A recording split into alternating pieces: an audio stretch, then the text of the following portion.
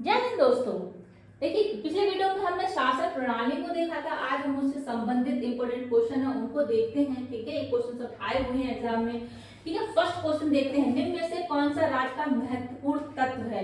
देखिए, ये क्वेश्चन आपका यूपीपीसीएस में 2008 में आया हुआ क्वेश्चन है। ठीक है, बहुत ही इंपॉर्टेंट क्वेश्चन है। निम्न में से कौन सा राज्य का महत्वपूर्ण तत्व है। देखिए, कोई भी राज्य कब बनता है, जब उसमें आवश्यक 4 तत्व होने चाहिए। एक जनसंख्या होनी चाहिए, ठीक है, तभी राज्य बनेगा। भूभाग भी होना चाहिए और सरकार होनी चाहिए, तब राज्य बनेगा। लेकिन इन तीनों के अलावा संप्रभुता होनी चाहिए। अगर संप्रभुता नहीं है तो कोई भी राज्य नहीं बोला जाएगा, चाहे ये तीनों चीज हो।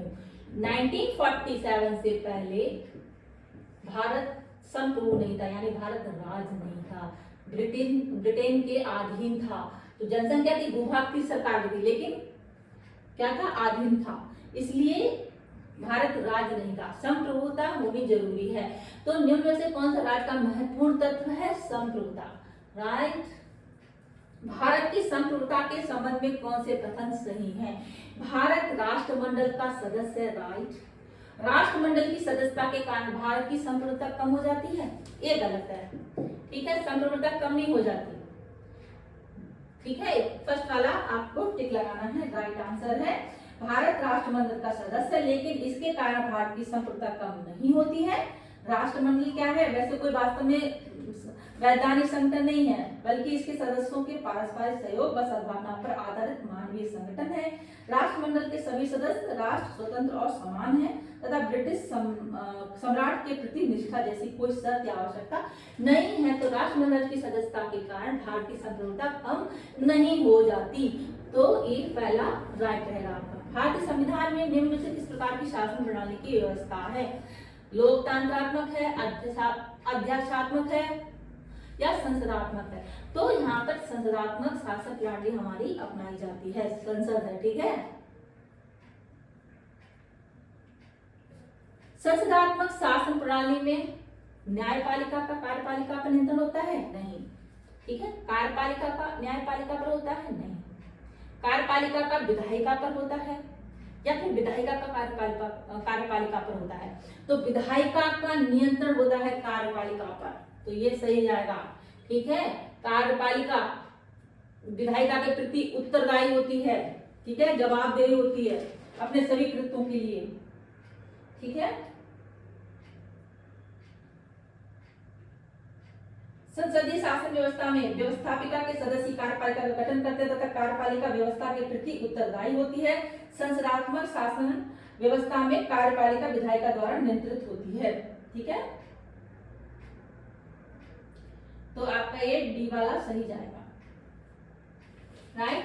नेक्स्ट देखते हैं, भारत में संसदीय प्रणाली की सरकार है क्योंकि लोकसभा जनता द्वारा प्रत्यक्ष रूप से निर्वाचित होती है। जो लोकसभा है वो जनता द्वारा प्रत्यक्ष रूप से निर्वाचित होती है। सेकंड ऑप्शन दिया है, संसद संविधान का संशोधन करती है। राज्यसभा को भंग नहीं किया जा सकता, या मंत्री परिषद लोकसभा के प्रति उत्तरदायी है। तो भारत में संसदीय प्रणाली की सरकार है क्योंकि मंत्री परिषद लोकसभा के प्रति उत्तरदायी है। ठीक है, जब तक उनका विश्वास रहता है तब तक, है ना, ये मंत्री परिषद रहती है। ठीक है, अविश्वास सुना होगा, अविश्वास प्रस्ताव पारित हो जाता है तो ये मंत्री परिषद, है ना, उनको भंग होना होता है। ठीक है, जैसे गवर्नमेंट गिर जाती है ऐसा बोला जाता है, तो जो अविश्वास प्रस्ताव पारित होता है तो ऐसा होता है। तो आपने ये सब सुना होगा, ये सब चीजें। तो मंत्री परिषद लोकसभा के प्रति उत्तरदायी है। तो ये क्योंकि संसदीय प्रणाली की सरकार है, तो आपका ये डी वाला ऑप्शन राइट जाएगा। ठीक है, देखिए इसमें क्या है, भारत में संसदीय प्रणाली की सरकार है क्योंकि मंत्रिपरिषद लोकसभा के प्रति उत्तरदायी है। अनुच्छेद आता है आपका 75(3). ठीक है, यहाँ पे आर्टिकल आता है 75(3), आर्टिकल आता है आपका 73(3).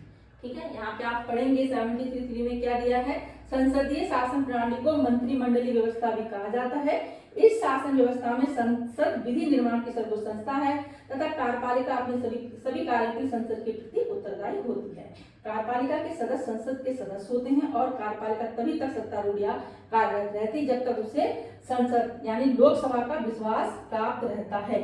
ठीक है, लोकसभा का जब तक विश्वास प्राप्त रहता है तब तक रहती है। ठीक है, तो ये आपका ये डी वाला राइट हो जाएगा। एक दो बार मुझे सुनेंगे तो चीजें बहुत अच्छे से याद हो जाएंगी और ये सभी क्वेश्चन एग्जाम में आए हुए हैं। ठीक है, आप अच्छे से इनको करिए, डेफिनेटली कोई ना कोई क्वेश्चन आपको एग्जाम में देखने को मिलेगा। जैसे कि ये वाला क्वेश्चन आपका आया हुआ है, भारत में संसदीय शासन प्रणाली, जैसे कि ये IAS में आया हुआ था 2015 में, प्री में आया हुआ है क्वेश्चन। ठीक है, नेक्स्ट देखते हैं क्वेश्चन नंबर 6। सर्वप्रथम संसदात्मक सरकार की किस देश में प्रारंभ की गई थी?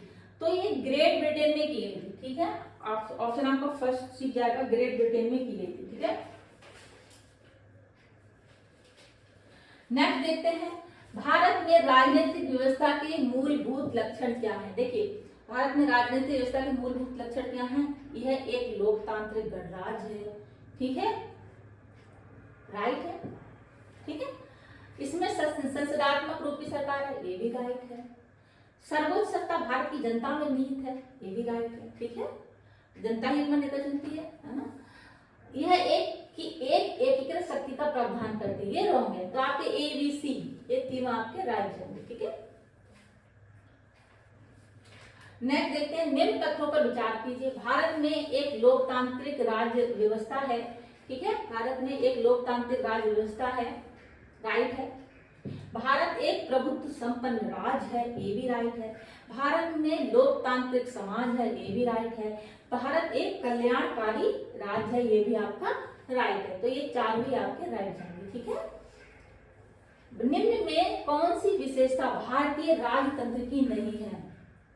ठीक है, एक संविधान संगत सरकार, ये तो है। ठीक है, लोकतांत्रिक सरकार, ये भी राइट है।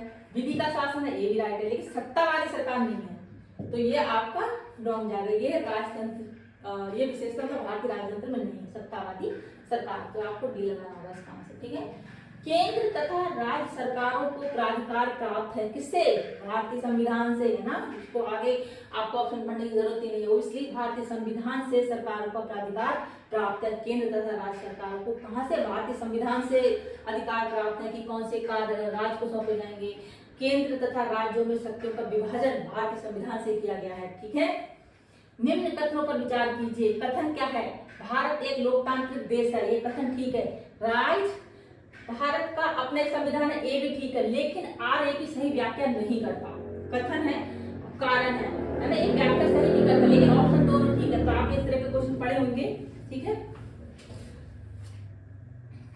राइट, जैसे कि A R दोनों सही है, लेकिन RA की सही व्याख्या नहीं है, तो नहीं करता। ठीक है, भारत एक लोकतांत्रिक देश है, इसका जिसका प्रमाण कहां से मिलता है? संविधान की उद्देशिका के प्रारंभिक शब्द हमने पढ़ा था उद्देशिका में, हम भारत के लोग भारत को संपूर्ण प्रभुत्व संपन्न समाजवादी तंत्र निरपेक्ष लोकतांत्रिक गणराज्य बनाने के लिए ये क्या दर्शाता है कि भारत एक लोकतांत्रिक देश है और भारत का अपना एक संविधान है। ठीक है, लोकतंत्र शासन का बहरूप जिसमें सभी महत्वपूर्ण निर्णय जनता द्वारा लिए जाते हैं, ये दर्शाती है ये उद्देशिका में। ठीक है, कि भारत जिसमें क्या है, सभी महत्वपूर्ण निर्णय जो है जनता द्वारा चुने गए प्रतिनिधियों द्वारा संयुक्त रूप से किए जाते हैं।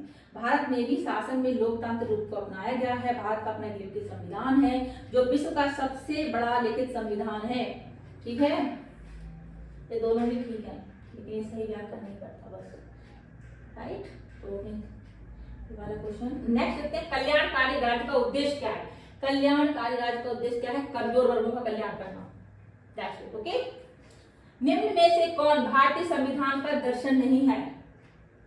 भारतीय संविधान का दर्शन नहीं, कल्याणकारी राज्य, ठीक है, ये ठीक है।